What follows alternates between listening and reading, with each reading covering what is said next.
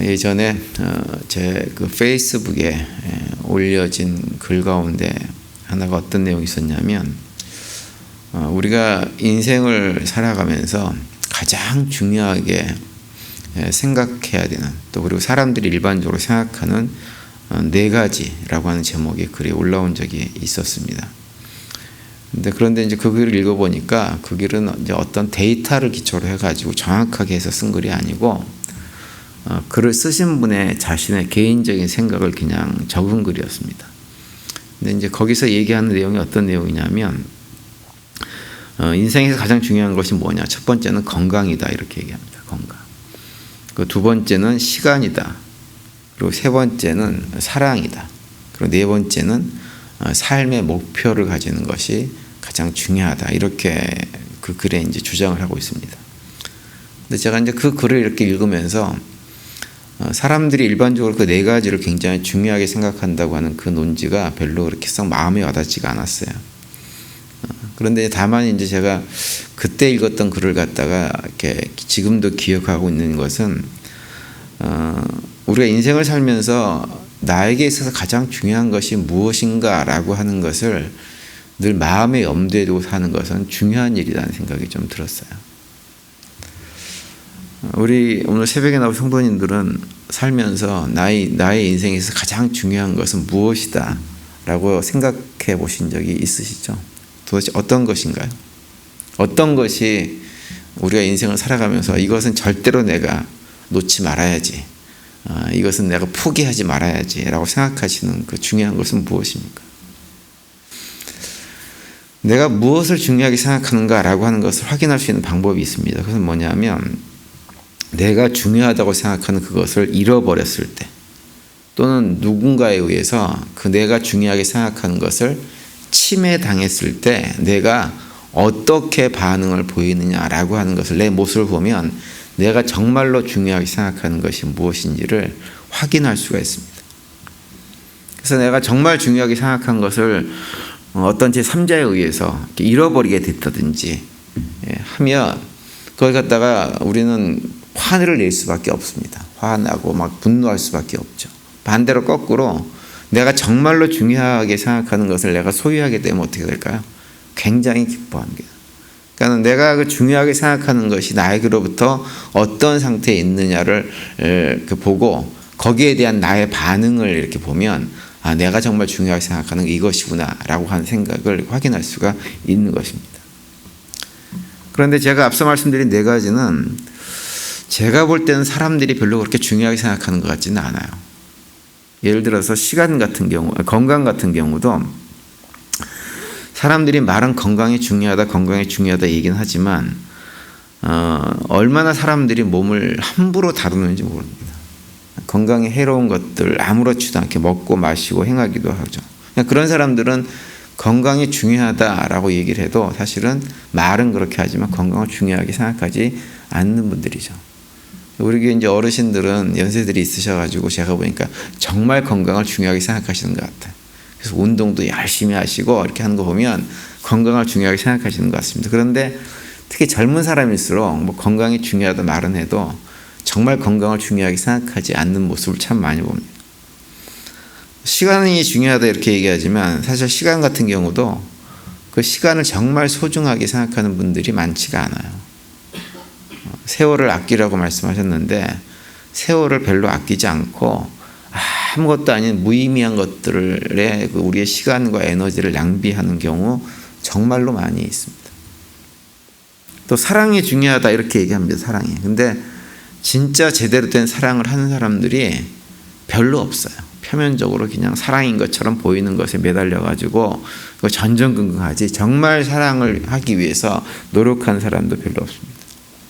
뭐 인생의 목표라는 것도 마찬가지인 것 같아요. 목표를 정해놨다고는 하지만 그 목표를 달성하기 위해서 달려간 사람들 많지 않죠.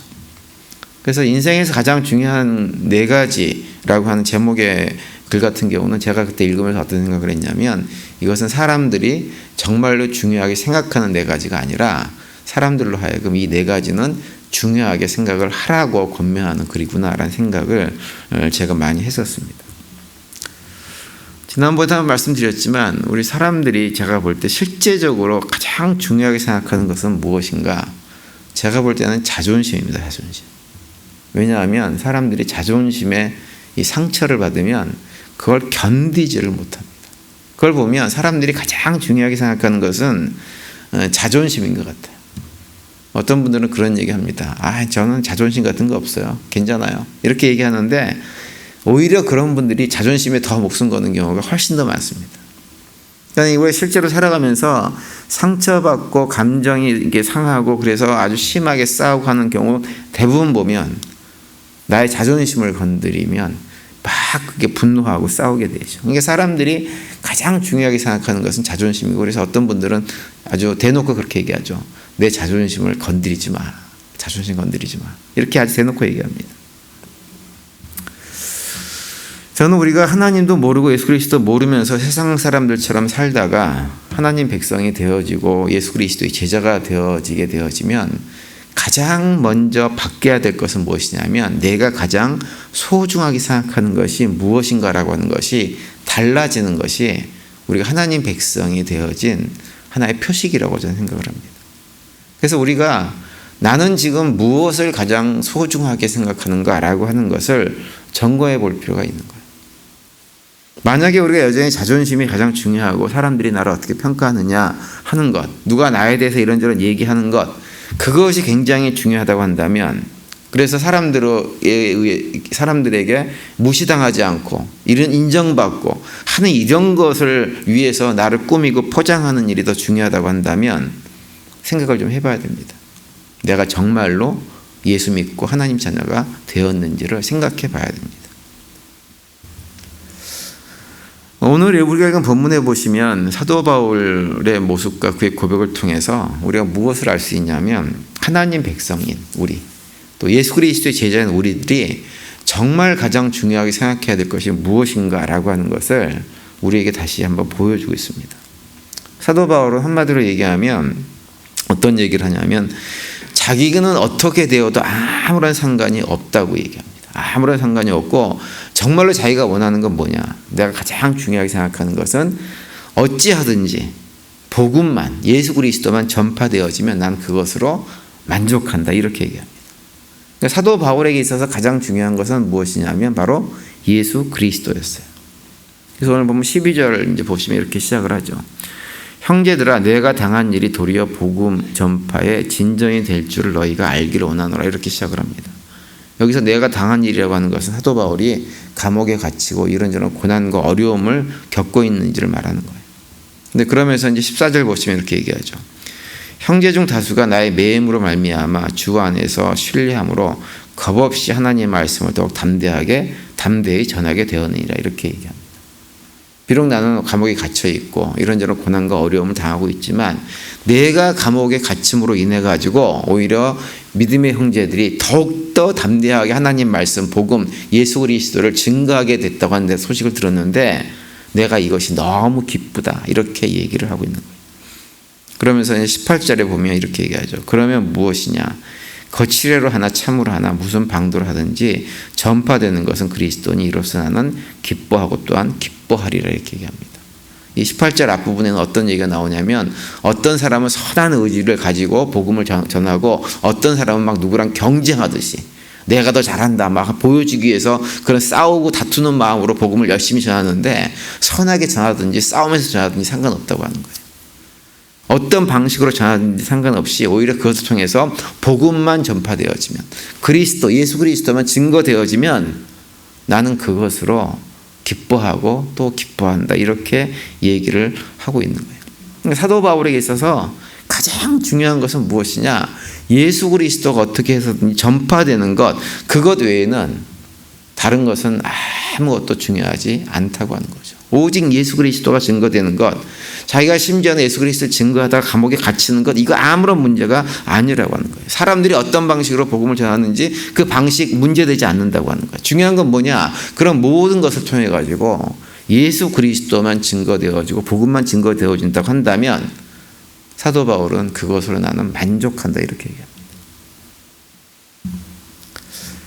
우리 사람들은 참 중요한 것이 많습니다. 중요하게 생각하는 것이 많고 그것을 다 지키고 싶어 합니다. 그런데 우리가 이 생을 살아가면서 내가 중요하다고 생각하는 것들을 다 지키고 그걸 붙들고 산다고 해도 만약에 우리의 삶이, 우리 인생이 예수 그리스도랑 아무런 상관이 없는 존재가 되어지면 이 세상에 온갖 중요한 것을 다 내가 소유하고 누리고 산다고 해도 우리의 인생은 아무런 의미가 없는 것입니다. 그것이 믿음의 성도들 우리들이 고백하는 내용이에요. 그런 인생이라고 한다면 그건 우리 인생은 실패한 인생이라고 고백하는 것이 우리들인 거죠. 그러나 반대로 우리가 이 땅에 살면서 세상 사람들이 다 소중하고 귀하다고 생각하는 것들을 나는 아무것도 소유하지 못하고 어떤 경우는 그걸 다 잃어버린 상황이 온다고 해도 나의 인생이 예수 그리스도와 함께 있다고 한다면, 하나님이 나와 함께 하신다고 하는 사실이 확인된다고 한다면, 그래서 내가 예수님의 제자이고 하나님의 백성이라는 사실이 분명하다고 한다면 우리 이 땅에서 세상 사람들이 중요하다고 말하는 것, 그 어떤 것을 하나도 가지고 소유하고 있지 못하다고 해도 우리의 인생은 복된 인생이고 성공한 인생입니다. 그래서 오늘 본문 20절에 사도 바울이 이렇게 선포하죠.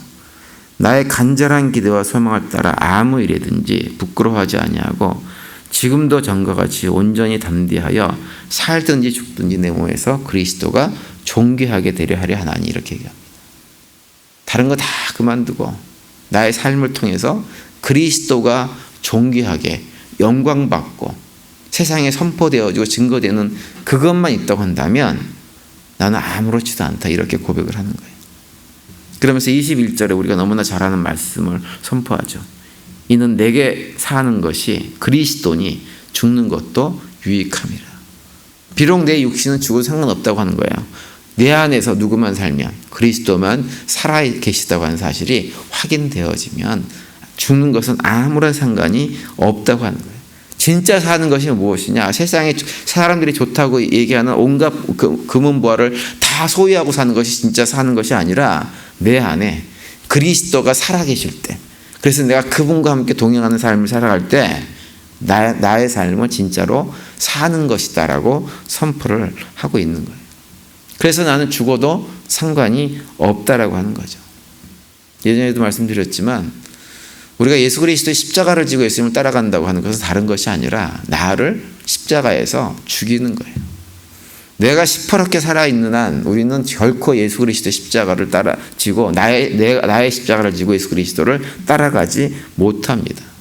예수 그리스도를 따라가지 못하면 하나님 자녀가 될 수 없다고 하는 거예요. 우리는 힘들m에도 불구하고 나 자신을 죽여서 나는 죽고 예수 그리스도만이 드러나게 하는 그러한 삶을 살아갈 때 우리는 온전히 하나님의 자녀로, 예수 그리스도 제자로 세워질 수가 있는 것입니다. 따라서 오늘 하루 살아가시면서 우리 모두도 정말 예수 그리스도가 나의 삶에 있어서 가장 중요한 분이라고 하는 것, 중요한 것이라고 하는 그 고백을 하면서 살아가는 하루가 될 수 있게 되기를 바랍니다. 그래서 우리 자신은 죽이고 우리 삶을 통해서 그리스도만이 드러나고 그분만이 증거되는 복된 삶을 살아내는 우리 모두가 되시기를 바랍니다. 오늘도 그런 고백 가운데 살아가시면서 주님과 동행하시고 또 주님께서 우리에게 주시는 평강이 넘치는 복된 하루가 되시기를 간절히 축원드립니다.